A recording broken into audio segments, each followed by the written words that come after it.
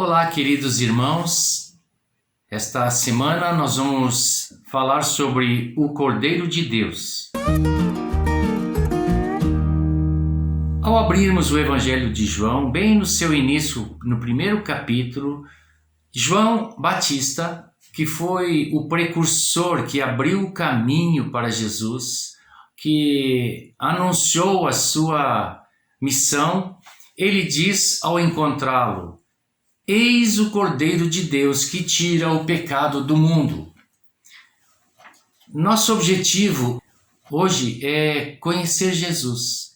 E nada como ouvir a revelação que João Batista, esse profeta, teve sobre Jesus e a sua missão. Talvez para nós a questão de um cordeiro e o sacrifício de um cordeiro nunca tenha sido visto, ou talvez muito pouco conhecido, porque o nosso contexto hoje não é o mesmo que se vivia naquela época, onde havia abundância de ovelhas, de rebanhos, e até no próprio templo se vendia o sacrifício. Talvez nós, por não conhecermos tão bem um cordeiro, não conheçamos também a natureza de um cordeiro. O cordeiro é um animalzinho frágil, manso, pacífico, e essa é uma característica que nós encontramos no caráter de Cristo, que diz que sou manso e humilde de coração.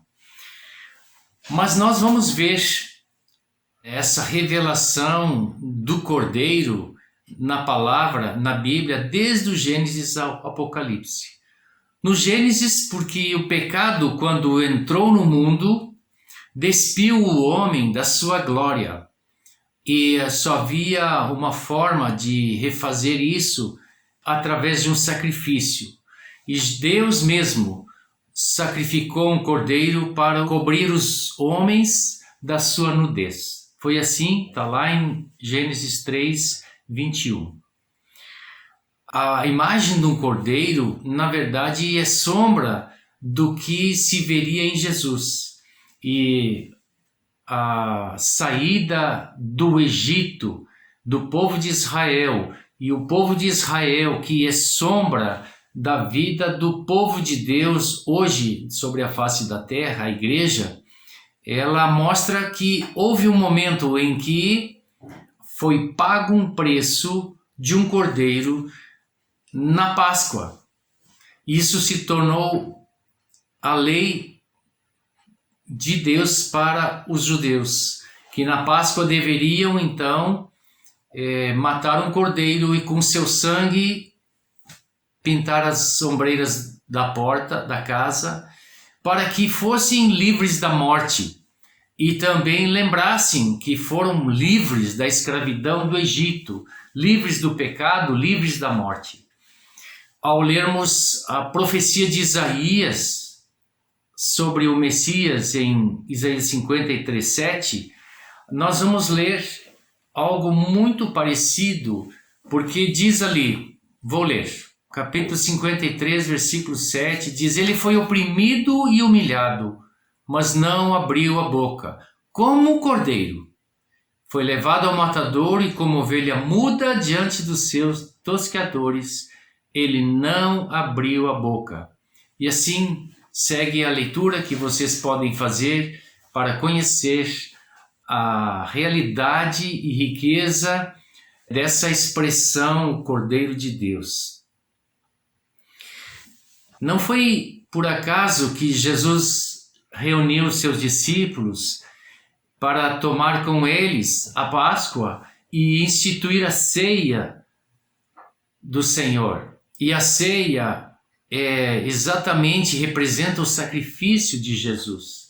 Ao ser esse pão quebrado, o seu corpo quebrado, o seu sangue representado no cálice de vinho, sendo derramado por nós, e ele disse aos seus discípulos: fazei isso todas as vezes, lembrando do sacrifício da morte do Cordeiro, o Cordeiro de Deus. É claro que no Velho Testamento, quando apenas era lei por obediência, o sacrifício de animais, ele não apagava pecado, ele não pagava a justiça de Deus pela transgressão dos homens, mas apontava para Jesus, porque um dia Jesus, sobre a cruz, ao morrer e se sacrificar uma vez por todas, ele disse que estava consumado. Agora sim, o sacrifício do Cordeiro estava consumado. E diz em Hebreus 10:4 que o sacrifício de animais não pagam pecados, mas o sacrifício de Jesus, lendo no versículo 12, é uma vez por todas, por toda a eternidade. Tanto que o versículo termina dizendo que Jesus, depois desse sacrifício, assentou-se à direita de Deus, como algo consumado, como algo que lhe deu a vitória. Portanto, o Cordeiro de Deus em Jesus, representado em Jesus, é maior do que a lei. É uma oferta definitiva por todas as nossas transgressões. E todas as vezes que transgredirmos, há um pecado que já foi pago nesse sacrifício. E não só um sacrifício pelas transgressões, mas para que nós pudéssemos viver uma vida com propósito. Porque antes não havia esse propósito. Nós não éramos salvos, éramos escravos do mundo para fazer o que o mundo determinava. Agora nós temos um propósito de servir a Deus, de viver para Deus e estarmos livres da condenação do juízo final. Então, daqui para frente até o fim, esse sacrifício está valendo. A exigência da justiça de Deus por todas as transgressões era um sacrifício e, portanto, foi pago em Jesus.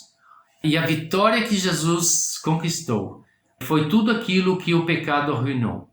Diz em Isaías 53 que ele tomou sobre si as nossas transgressões, nossas dores, nossas enfermidades, tudo isso que o pecado introduziu no mundo, Jesus agora resgatou.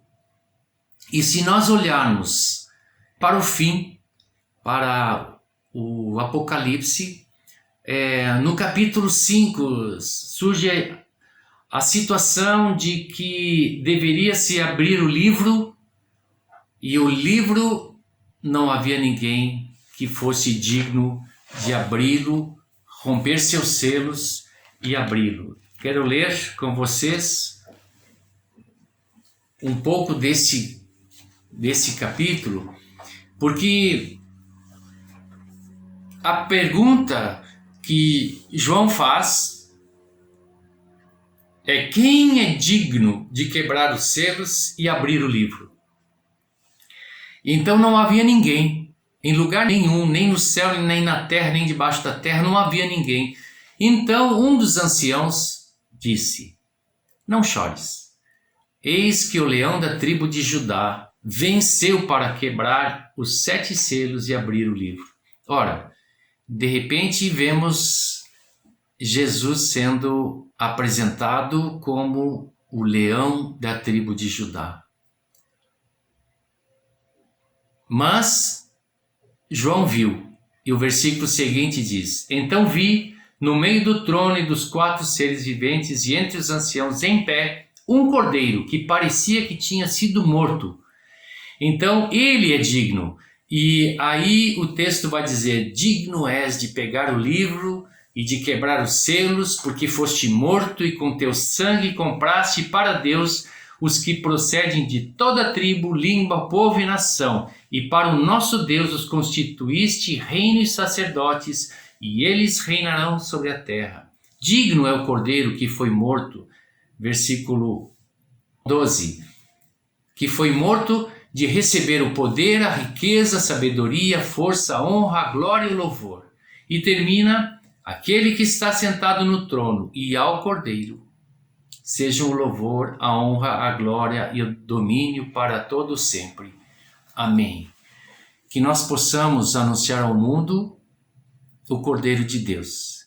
E assim como João fez com aqueles 2 discípulos que o seguiam, que acabaram deixando João Batista para seguir Jesus, assim também aqueles que nós anunciarmos hoje possam seguir Jesus e se tornarem discípulos do Cordeiro de Deus que pagou a nossa salvação.